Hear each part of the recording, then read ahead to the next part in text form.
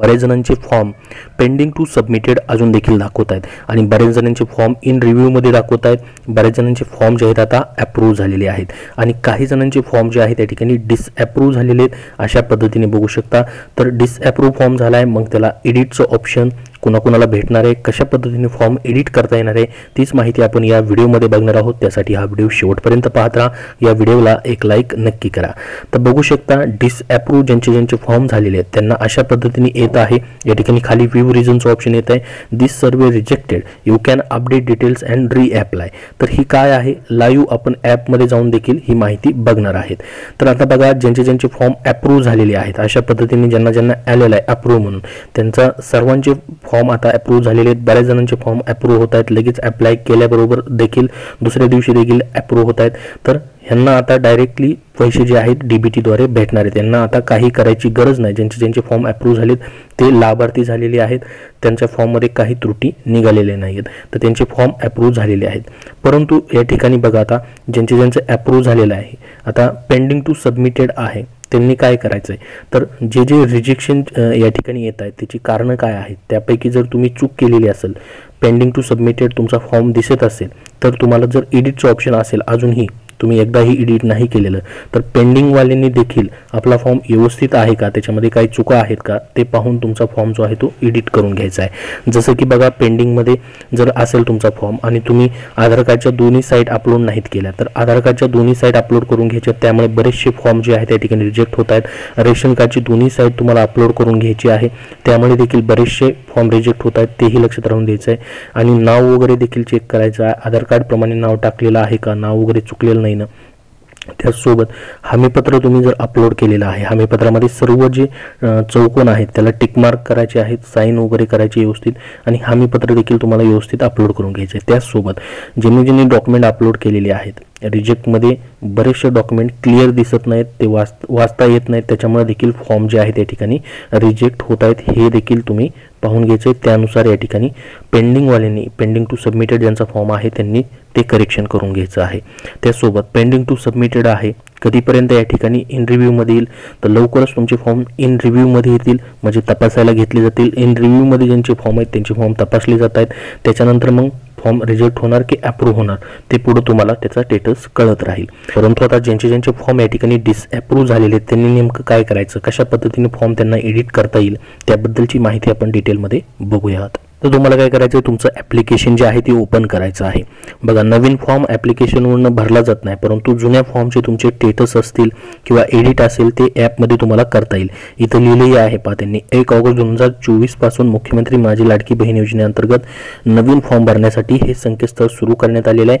ज्या लाभार्थ्यांनी नारी शक्ती दूत ॲपवर अर्ज भरले आहेत त्यांना पुन्हा या पोर्टलवरती अर्ज भरायची गरज नाही, म्हणजे नवीन फॉर्म तुम्हाला डबल भरायची गरज नाही. ह्या वेबसाईटवरती तो भरता येणार नाही.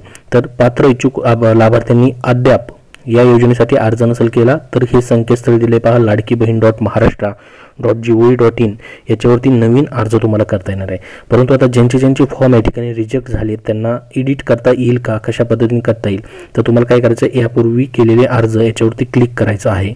तुमच्यासमोर यापूर्वी केलेल्या अर्जामध्ये तुम्हाला स्टेटस आता डिसअप्रूव्ड असा दिसत असेल, बघू शकता या ठिकाणी तुम्हाला याच्यावरती क्लिक करायचं आहे.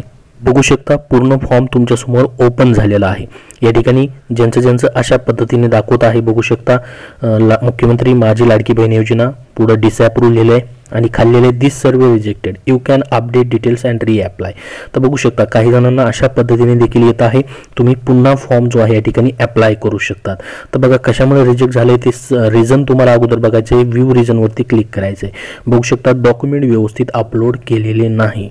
तर बघू शकता डॉक्युमेंट व्यवस्थित नाहीत, म्हणजे क्लिअर दिसत नसतील किंवा चुकीचे डॉक्युमेंट अपलोड केलेले असतील, त्याच्यामुळे हा फॉर्म जो आहे तो रिजेक्ट करण्यात आलेला आहे. तर बऱ्याच जणांना असे विविध रिझन आलेले आहेत. तुम्हाला काय रिझन दाखवत आहे कमेंट बॉक्समध्ये कमेंट करून सांगा, त्याच्यावरती काय पर्याय असेल तर नक्की त्याला तुम्हाला उत्तर भेटेल. तर डॉक्युमेंट व्यवस्थित अपलोड न केल्यामुळे हा फॉर्म रिजेक्ट झालेला आहे. परंतु बघू शकता त्यांनी म्हटलंय की तुम्हाला फॉर्म रिअप्लाय करता येणार आहे, परंतु कुणाकुणाला या ठिकाणी हे ऑप्शन आलेलं आहे. बऱ्याच जणांना हे ऑप्शन असं येत नाही. ज्यांचे डिसअप्रूव्ह झालेले त्यांना काही जणांना असं ऑप्शनच येत नाही, फक्त व्ह्यू रिझनचं ऑप्शन येत आहे. तर हे कशामुळे होतंय, तर बघा तुम्ही जर ज्यांचं डिसअप्रूव्ह झाले तुम्ही जर याच्या अगोदरच फॉर्म एडिट केलेला असेल पेंडिंगमध्ये असतानाच तर तुम्हाला हे ऑप्शन ऑप्शन दिसणार नाही, लक्षात राहू द्या. हे ऑप्शन कोणाला दिसेल, फक्त एडिट फॉर्मचं. या ठिकाणी बघा, एडिट फॉर्मवरती क्लिक केलं की तुमच्यासमोर काय होईल, या ठिकाणी फॉर्म तुमचा पूर्ण ओपन होईल एडिट करण्यासाठी. तर हे ऑप्शन जे आहे कोणाला दिसते, फक्त या ठिकाणी ज्यांनी एकदाही फॉर्म एडिट केलेला नाही त्यांनाच फक्त हे ऑप्शन दिसणार आहे, कारण की एकदाच फॉर्म एडिट करायची संधी देण्यात आलेली होती. मग आता ज्यांनी पेंडिंगमध्ये असतानाच काही कारण नसताना एडिट केलेलं आहे तर त्यांना या ठिकाणी हे ऑप्शन दिसणार नाही. ज्यांनी एकदाही एडिट नाही केलेला त्यांनाच फक्त हे एडिटचं ऑप्शन या ठिकाणी दिसणार आहे रिजेक्ट झाल्यानंतर फॉर्म एडिट करण्यासाठी. परंतु आता तुम्ही म्हणाल की आमचा फॉर्म डिसअप्रूव्ह झालेला आहे, आम्हाला एडिटचं ऑप्शन दिसत नाही, मग आम्ही काय करायचं. तर बघा, शासन याच्यावरती नक्कीच मित्रांनो विचार करेल.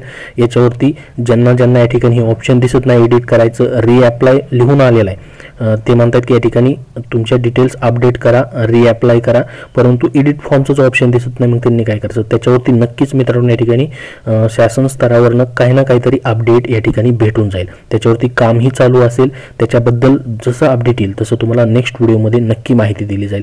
सध्या फक्त हे ऑप्शन कोणाला दिसते लक्षात राहू द्या. तुम्ही म्हणाल की आम्हाला ऑप्शनच दिसत नाही, तर फक्त ज्यांनी एकदा ही फॉर्म एडिट केलेला नाहीये त्यांनाच हे ऑप्शन दिसणार आहे. याच्या अगोदरचं तुम्ही फॉर्म एडिट केलेलं असेल तर तुम्हाला हे एडिटचं ऑप्शन या ठिकाणी दिसणार नाही, हे लक्षात राहू द्या. ज्यांचं डिसअप्रूव्ह झालेलं आहे, ज्यांना अशा पद्धतीने एडिट फॉर्मचं ऑप्शन येत आहे, याच्यावरती क्लिक करायचं आहे त्यांना एडिट फॉर्मवरती आणि त्यांनी त्यांचा फॉर्म एडिट करून घ्यायचा आहे. बघू शकता या ठिकाणी हे लोकेशन वगैरे तुम्हाला मागेल आणि एडिट फॉर्म जो आहे या ठिकाणी तुम्हाला करता येणार आहे. एकदाच बदल जो आहे तो करता येतो. अशा पद्धतीने हे एडिटचं ऑप्शन जे आहे ते एकदाच भेटणार आहे. या ठिकाणी डॉक्युमेंट वगैरे सर्व तुम्हाला चेक करून घ्यायचे आहेत बरोबर आहेत का. तर ज्यांचं एकदाही त्यांनी एडिट केलं नाही त्यांच्यासाठीच हा एडिटचा ऑप्शन जो आहे तो दिसतोय. त्यांनी लगेच तुमचा फॉर्म एडिट करून घ्यायचा आहे. त्यामध्ये काय बदल असतील, काही चुकलेलं असेल ते व्यवस्थित करून घ्यायचं आहे, जे रिझन आले त्यानुसार. तर अशा पद्धतीने एक महत्त्वाची माहिती तुम्हाला द्यायची होती एडिट फॉर्मबद्दलची. तर ती आलेली आहे. डिसअप्रूव्हबद्दल ज्यांचं झालेलं आहे, डिसअप्रूव्ह ज्यांचं झालेलं आहे त्यांच्यासाठी या ठिकाणी हे असणार आहे फक्त. आणि अप्रूव्ह झालेलं आहे त्यांच्यासाठी काही करायची गरज नाही आहे.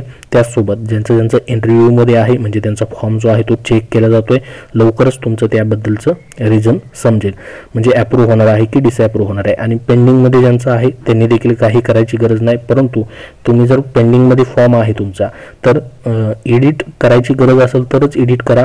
ते एडिटचं ऑप्शन डिसअप्रूव्ह झाल्यानंतर तुम्हाला राहू द्या, कारण की त्याच्यामध्ये नंतर परत बदल करण्यासाठी ते तुम्हाला उपयोगात येऊ शकतं. पेंडिंगमध्ये फॉर्म आहे याचा अर्थ तुमचा फॉर्म अजून त्यांनी तपासायला घेतलेला नाही आहे. तर ही एक महत्त्वाची माहिती होती. अजून याबद्दल काय प्रश्न असतील तुमचे तर कमेंट बॉक्समध्ये विचारा. हा व्हिडिओ नक्की लाईक शेअर करा. धन्यवाद.